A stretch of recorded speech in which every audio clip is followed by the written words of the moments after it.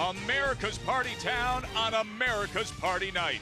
New Year's Eve in Vegas. There's no better place to be right here, right now.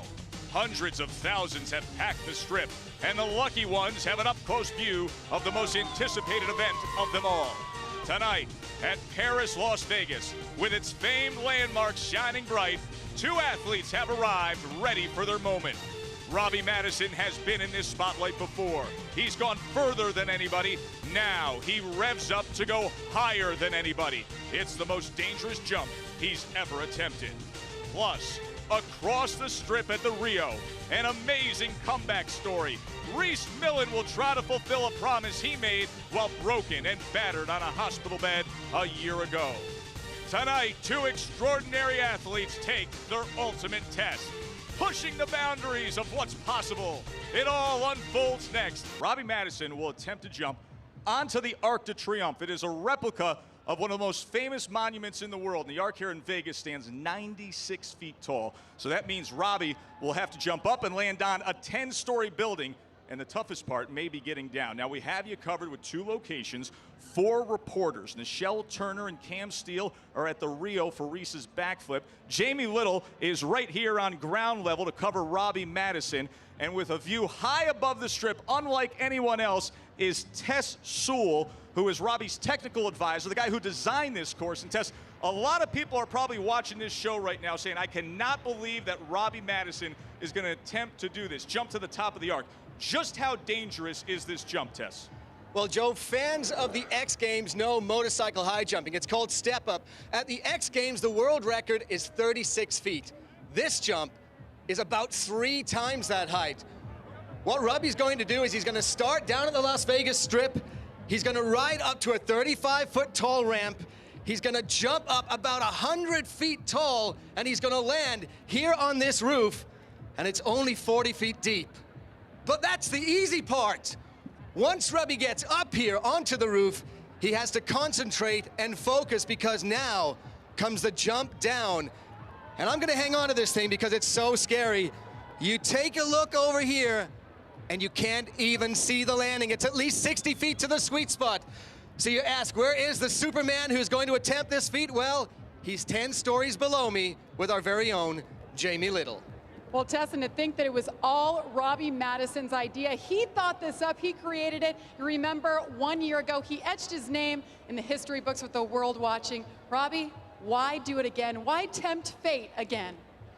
I don't know, Jamie, I've always just challenged myself, from the first time I jumped on a BMX bike to last year jumping the football field, it's always just been what's going to inspire me to get up early and train hard and live life to the fullest. And this is an idea that really got me excited all year, and I've been trying to hold it back, but now we're here and I'm so excited to risk it all and go for the gnarliest jump that I've ever done. Robbie, the last 20 minutes, you're walking up here, you're smiling, you're talking to Travis Pastrana and all the other athletes that are here. Are you really feeling as calm as you seem? The calmness has definitely come over me. It's weird because last night I couldn't sleep at all. My heart was pounding through my chest, and my body definitely knows that things could go drastically wrong here, but I've been training hard, and I got all my good friends from Temecula here supporting me, some friends from Australia, so it's a special night, and I don't want to mess it up for anything. Robbie, we look at this behind us. I talked to you last night. You said this is the first time ever you have never practiced on a jump that you're going to do. How does that feel right now? Yeah, that's what's really rocking my shell right now, is knowing that I've never hit this jump. It's whether it's going to be the same as the practice or not, I don't know. So we're about to find out. And I'm now joined by a guy who knows what these two are going through right now. Rally car racer, one of the most famous motocross athletes in the world, Travis Pastrana. Good to have you with us here tonight at Paris, Las Vegas. Hey, you've crossed over into both worlds of these athletes. Rhys's peers, those that are in that side of the sport, what do they think of what he's doing tonight? Well, no, Rhys is, one of the world's top drivers. He's a national champion drifter. He's a top rally car driver. These guys are experienced, top-level drivers, and he's pushing the envelope. I mean, that's what Red Bull's all about, coming out here and trying to do stuff that's new. Man, utmost respect for Rhys. What about considering what he went through last year? To face what knocked him out, he went through the crash, he was in the back brace for 4 months, but he made a promise to himself to overcome this and to get back in it. How impressed are you with that? Oh, very much so. I mean, you know, Rhys is an amazing driver, but he has to rely on mechanics as well to get this stunt completed. It's a backflip. No one's even thought about that. I mean, when they first did it on a motorcycle, it was like, this is impossible. He's trying it in a truck, and he's got to rely on some mechanics. He's got to go for it, and, you know, it's not 100% up to him, but he knows that he's going to do the best that he can. He's got faith in all his equipment. Red Bull has set him up with everything that he could possibly have, and you know what? He was more disappointed last year than I've ever seen him in his entire life, and he is gung-ho and ready to, you know, push the limits. Let's get these sports out there. Let's do the best that we can, and let's put this on the map. Travis, talking about pushing the limits, I mean, look behind us right here. Just look at the pitch of that ramp. When you first got here to Paris, Las Vegas, and you looked at that, what did you say to yourself? Robbie's crazy. No, I mean, Matto, I mean, honestly, there's very few jumpers and riders that are both as skilled as Robbie Maddison is, and as really ballsy to be able to do such an amazing stunt. I mean, you look at the ramp's 50 feet tall. He's got to jump another 50 feet up onto, he doesn't have much landing room, and then coming down is the scariest part. I mean, if he messes up, you know, he dies, but he has the confidence, he has the ability, and, you know, he's had the training to make this work. Well, this is a wonderful opportunity tonight for both of these sports, both of these athletes, to represent athletes like you and to take a major step forward, get a lot of mainstream attention. Do you think about the impact of what they could accomplish tonight on your sport? No, I mean, definitely. The weight of the world is on both of these guys. And, you know, Rhys is the world's best at what he does. Robbie is the world's best at what he does. And it reflects on the sports. If these guys land it, this is huge. They know if they don't land it, if they mess up, I mean, they're not doing stuff that, oh, you can mess up and get away with it. If you mess up, you're paying the ultimate price. So they both understand that. They're willing to take the risk, and they understand that they have the weight of the entire, you know, alternative action sports world on their shoulders. And I believe they're the best guys for the job, and I'm excited that Red Bull's given them all the opportunity to get out there. So it's going to be a great event. Travis, thanks for your time. Enjoy the rest of your night. Happy New Year to you. Well, some things in life are very easy to flip. Coins, pancakes, a TV channel, don't turn yours. But a 2,800-pound truck, not so easy, especially when it's upwards of 45 feet above the ground. Here's how Rhys plans to pull it off tonight.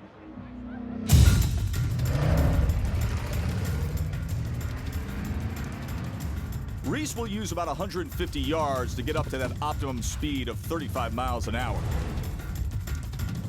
He will launch from a 30-foot ramp angled at 45 degrees with a 75-degree kicker at the top. The kicker will push his front wheels up while flinging his back wheels around to rotate the entire truck around a center axis, like a foosball player. Rhys will only be about 5 feet higher than the ramp when the truck makes its 360-degree turn, but gravity and weight will cause the vehicle to hit the ground with 200,000 pounds of force, with the back wheels and the axle taking the brunt of the landing.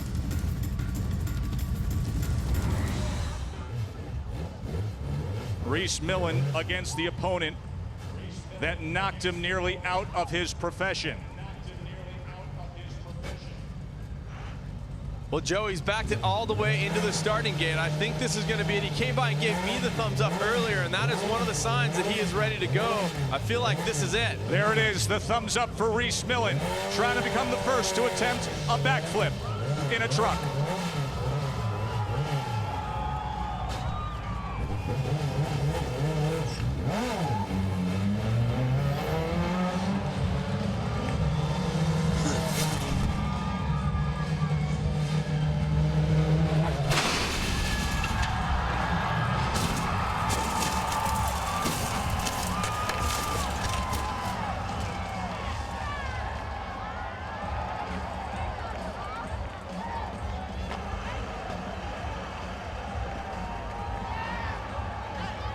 The scene from inside the truck.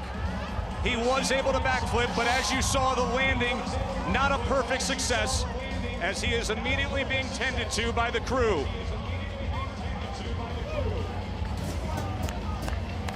And Joe, I can tell you one thing that Rhys told me prior to the jump, before getting into the truck today. The truck had been set up to jump and take off. They had never landed anywhere but in the cardboard boxes. There was no rebound dampening in the truck, so what you saw was the truck landed and bounced and then tipped over again. And what we're hoping to see here is Rhys Millen emerge from this situation now So the backflip conducted, and there he is.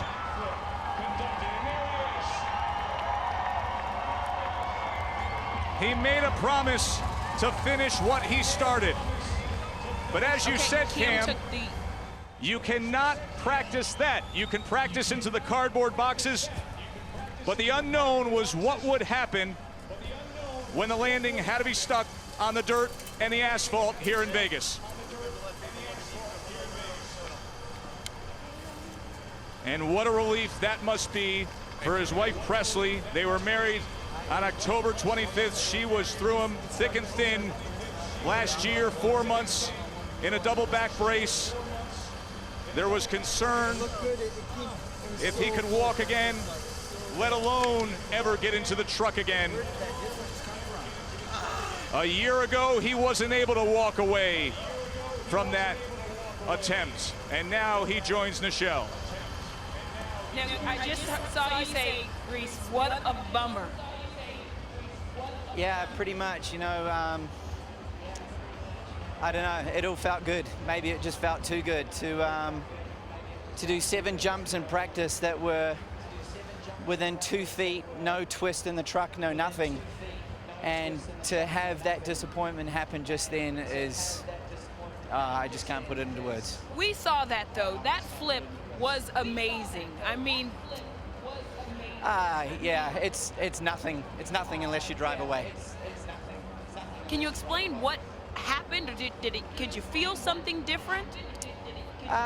You know, I really don't know what happened. I'd have to analyze some video. The speed looked right. The fact that it came down at the right angle, it just had twisted to what might felt the driver's side. I'm not too sure.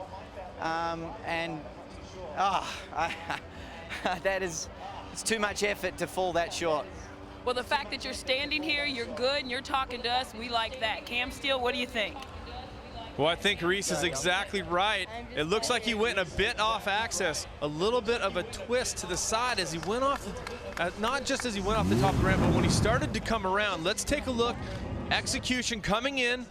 He's trying to follow the dotted line that he has on the concrete. Pops it off the top, and it looks like maybe one wheel might have hit just a little earlier.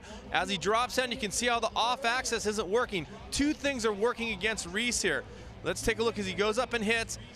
Hard to tell from that angle, but it looks like you can see the truck is already twisting just a bit as it goes off the top of the ramp. Everything worked perfectly, it looks like, with the ramp. And let's take a look at the top. Looks like maybe he caught it just at a bit of an angle. I can't tell for sure, but the things I'm talking about being a problem as we go on board with Rhys. The rotation looked perfect. The 2 things that he has a problem with on the landing, because the truck is not running when he lands. It's a carbureted truck. It stops running while he's upside down. If it was running, he might have had a chance to get on the throttle and try to drive out of it as the wheel hit. Also the rebound that we talked about, a violent hit, a violent impact, but Rhys able to climb out safely.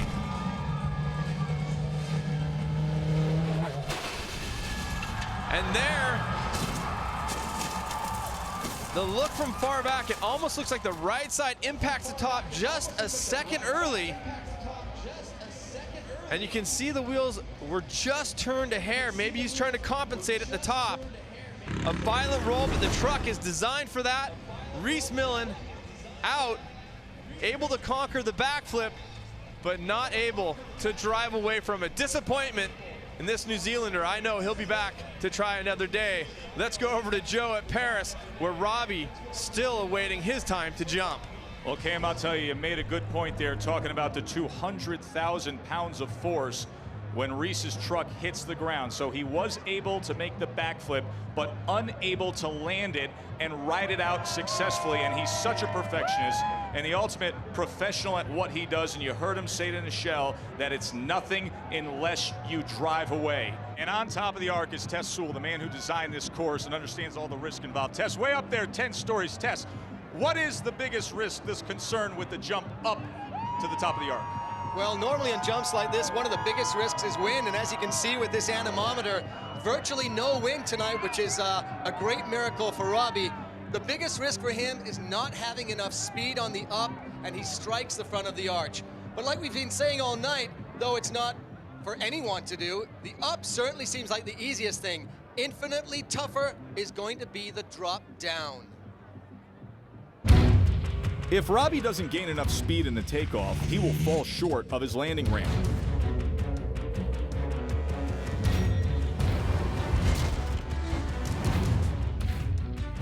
But if Robbie accelerates too much, he will overshoot the ramp and fall 10 stories down. Weight distribution is also critical. If Robbie leans too far forward, the bike will over-rotate and send him into a forward flip. If Robbie leans too much to the rear of the bike, he will under-rotate and fall backwards.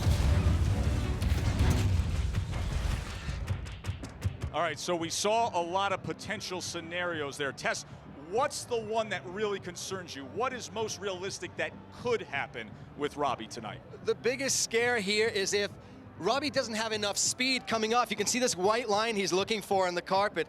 If he drops too short, he's actually going to hit the flat deck, and that's going to cause him to pitch over the front. Remember, it's at least 60 feet down to go to the sweet spot here. And from the top of the arc, you can't even see the landing. Look at that Red Bull logo. That's the landing. It's barely visible. Robbie's jumping off blind.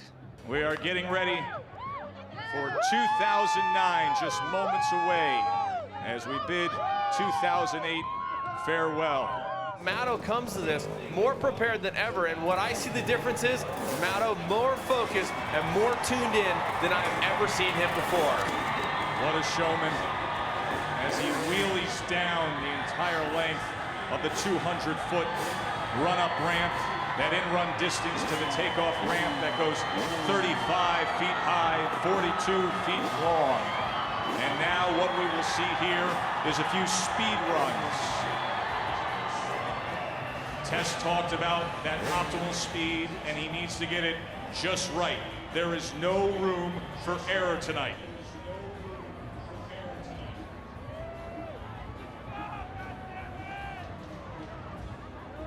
The bike is a Yamaha YZ250. Weighs 220 pounds. And he's hoping to take that 220 pounds and crest it at about 108 feet up in the air to get over that lip.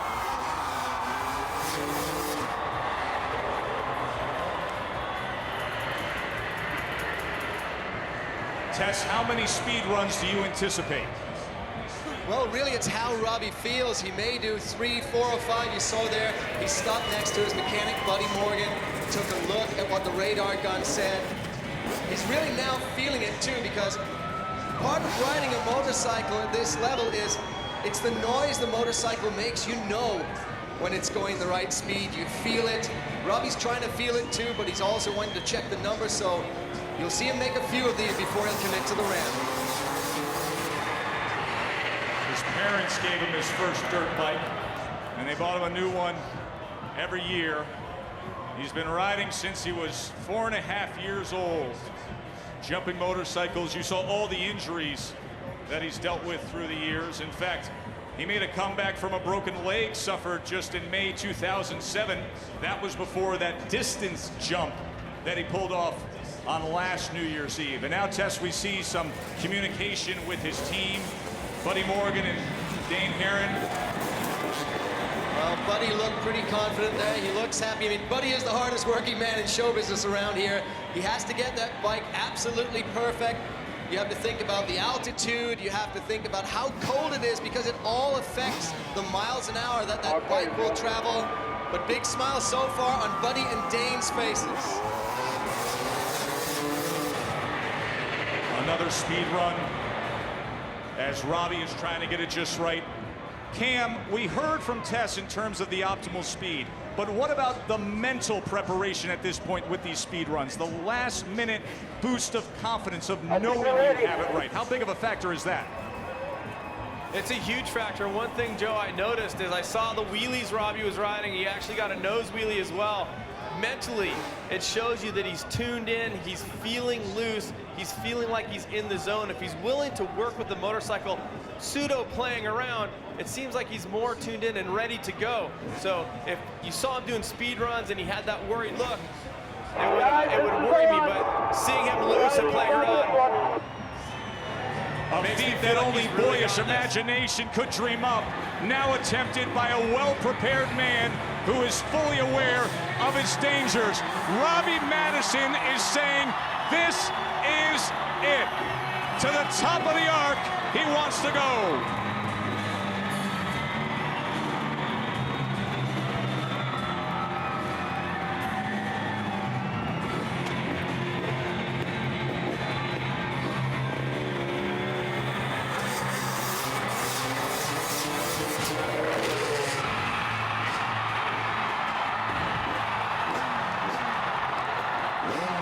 Well, Joe, I have to tell you, that was an absolutely perfect landing for Robbie Maddison. He nailed that one. The sweet spot we talked about, he made it look so easy. What more is there to say?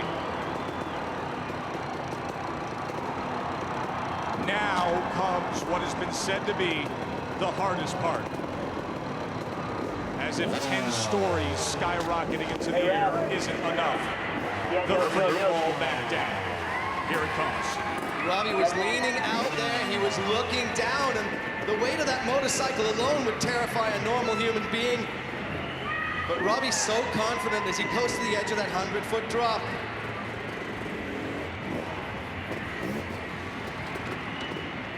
He's checking the bike is in the right gear. You can see him there, pushing up and down on the shifter pedal. Here we go.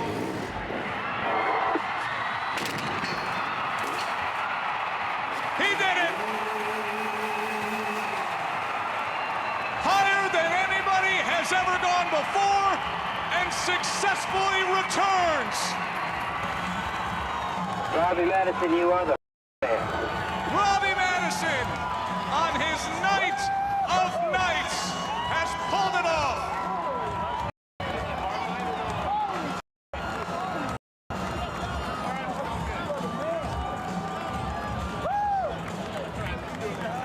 With his fiancée by his side, Amy, and Maddo has done it.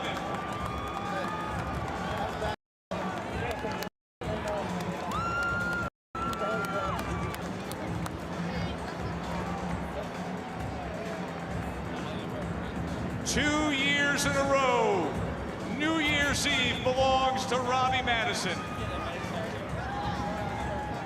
Tess, that was some impact after that free fall.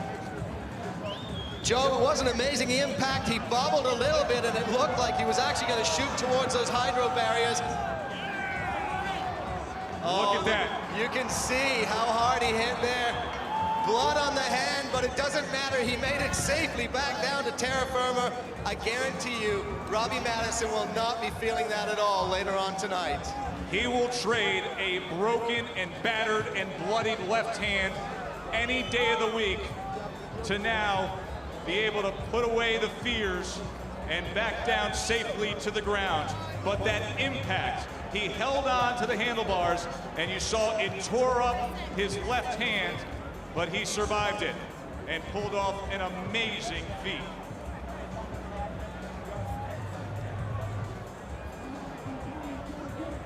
Let's check in with Jamie Little. Jamie. Tears in Robbie Maddison's eyes I've never seen before. I know there's got to be pain. That is a serious gash in his hand that clipped his brake lever there. Robbie, though, let's think about what just happened here. What does this mean for you? Sorry. I mean, that was definitely a milestone in my life to overcome the fear that I've been dealing with, and what's been going through my head is amazing. But you know, it's hard to even bring myself to ride off the top there. But now it's all over. I'm glad I landed it, man. Hopefully that means something to some little kid out there and inspires someone to go big and live their life to the max. How bad is that hand hurting right now? The hand kills. I think I broke it, and definitely a gash that's going right to the bone. So, hey, wounds heal. I've proved that one before.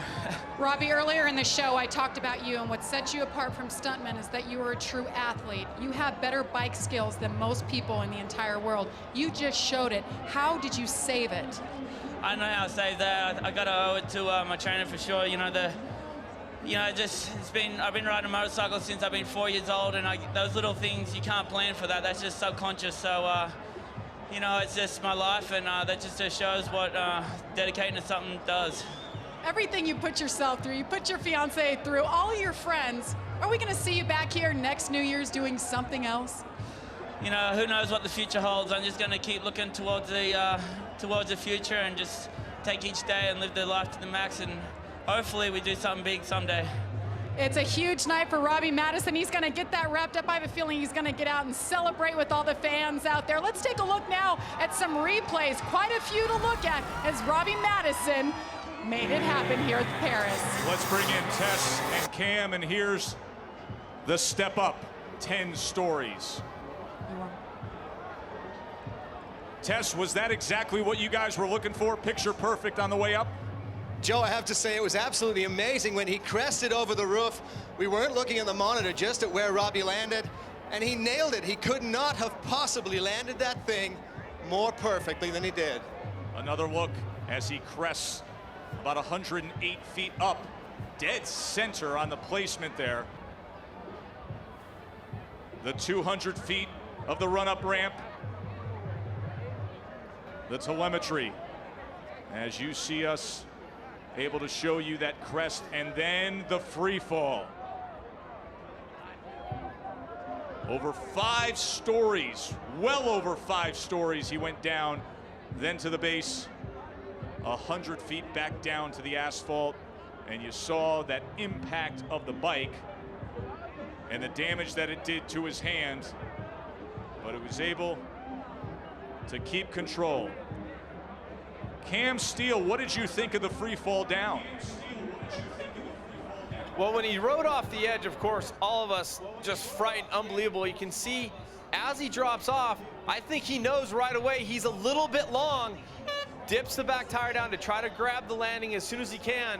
A little bit long as he goes off, a little too much speed, and he does a masterful job holding the bike upright, keeping it together. It would have been so easy for him to get squirrely and throw it down, but Matto, being as strong and tough, both mentally and physically, he is able to hold together, although cutting his hand up, who knows what the injury is, but I'm sure at that moment, all I could think about was keeping the bike upright. We want to show you that point of view camera from PlayStation 3 because it is a dynamic replay of this. Here it is, point of view, watch this. The free fall down.